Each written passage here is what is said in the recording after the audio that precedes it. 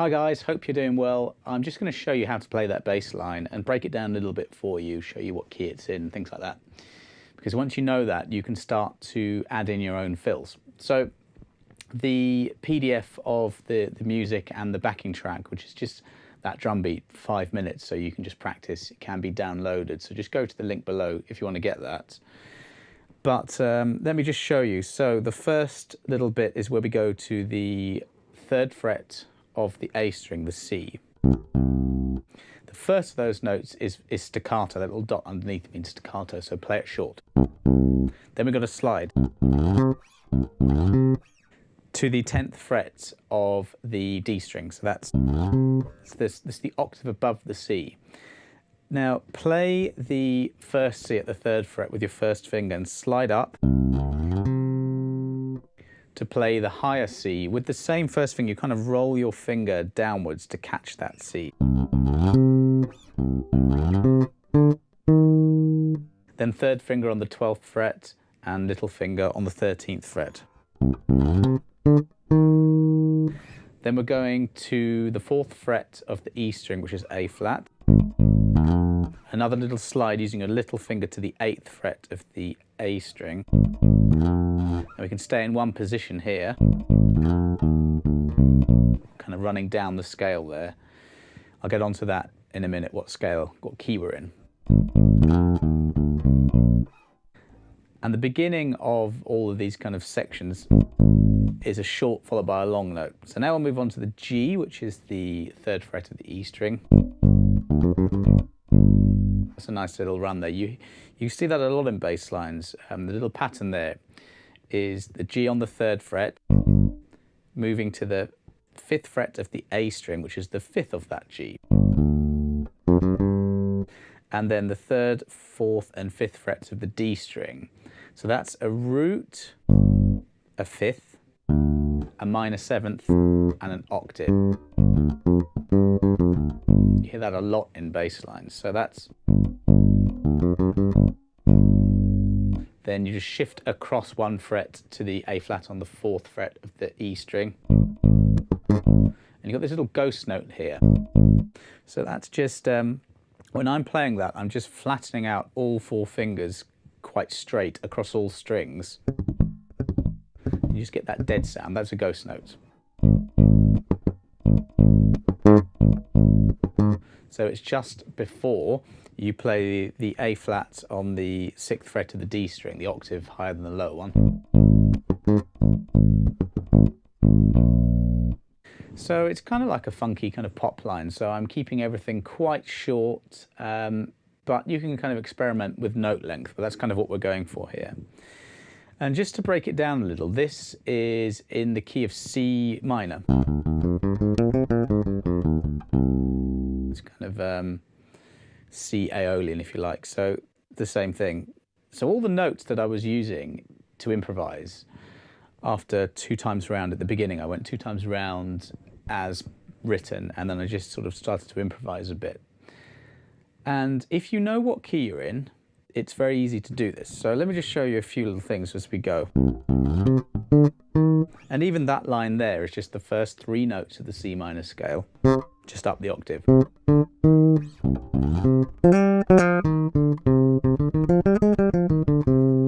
That would be the pattern if you happen to be on the 10th fret of the D string, and you would go 10th fret, 12th fret, 11th fret, 10th, 12th, 13th fret on the D string, and the same on the G string. That's the first 6 notes of the minor scale. So I don't really want to do a fill there though, not quite feeling it there. So I was doing kind of stuff like that. This is on the A flat chord now.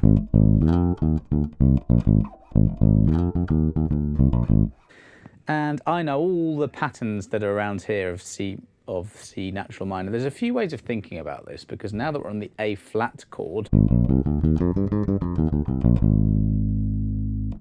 within this key, A flat, the mode you would play over that would be a Lydian, so A flat Lydian. Or you could just think, I'm in C natural minor. I know all these. Know all these notes of C minor, so I can just use those notes. It's kind of the same thing, really. So, and you get this really melodic sound if you kind of play through the notes of the scale. So what was I doing there? So A flat, first finger on the 4th fret of the E string, that's A flat. Then when I slid up to the 8th fret of the A string,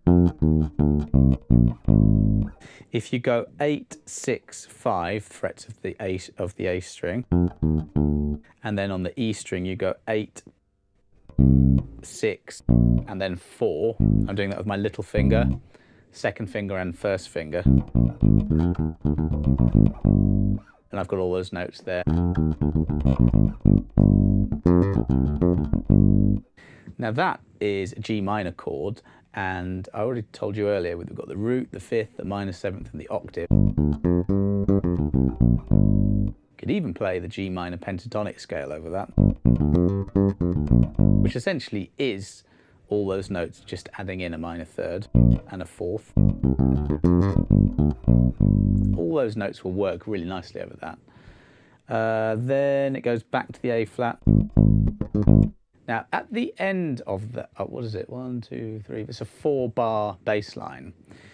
On the 4th bar, that's kind of quite a good place to do a fill. You don't want to fill absolutely everywhere. There are places to do it. Now obviously this is just a drum beat and a bass line. If you were playing a song, you would fill where there are relevant gaps in the song. Okay, so don't do bass fills if the drummer's doing it or if there's a vocal line. You'll find your own way, but at the end of sort of 4-bar phrases, that tends to be quite a good place to play it. So try this. We're in the key of C natural minor, so C minor pentatonic. If you're on the C, so first finger on the 3rd fret of the A string, that would be 3rd fret, 6th fret A string, and then 3rd to 5th D string and G string.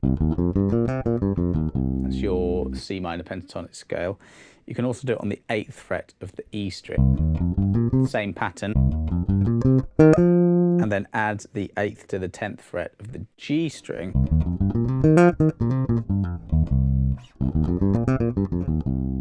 I mean, really, I advise learning that scale absolutely everywhere on the fretboard, but for now we can just do those.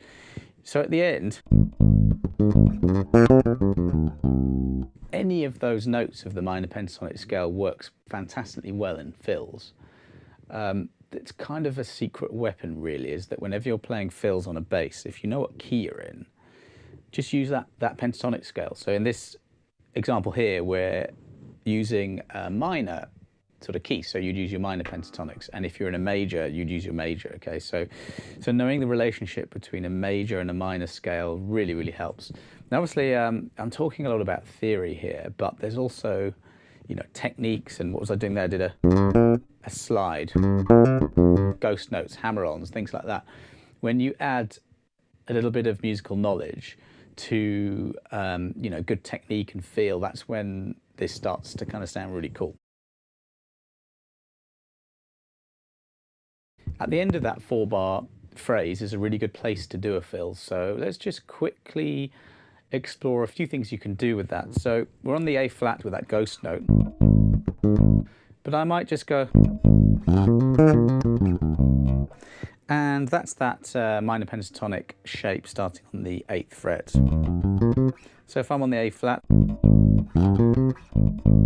sliding with my 3rd finger, kind of from where I am there, so what am I? I'm on the 6th fret of the A string. I'm sliding all the way up to the 10th fret, which brings me into position to play the next notes of the scale. So I'm going 8 to 10 on the D string and then 8 on the G string. Just coming down the scale. Just coming all the way down the pentatonic. 10, 8 on the D string, 10, 8 on the A string, shifting to the 6th with the first finger on the same string, and then 8 to 6 on the E string. Kind of brings you very nicely to that C again.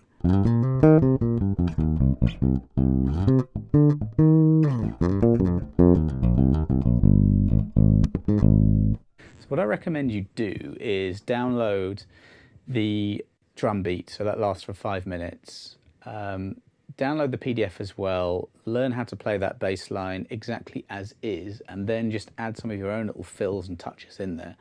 But the main thing to really realize with this is that what you're playing is scales, and the scale that we are using here is C natural minor. So you've got your C natural minor scale and your C minor pentatonic scale.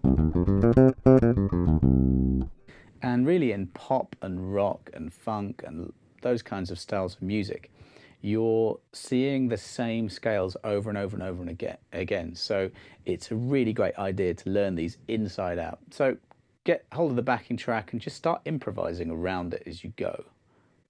If you want me to do any other styles of bass lines a bit like this and break it down, then just let me know if there's something you want me to make up that sounds like a bass line, or even a famous bass line itself that you want to learn. Just put it in the comment box below or get in contact via my site, details below, and I'll get onto that. Cheers guys.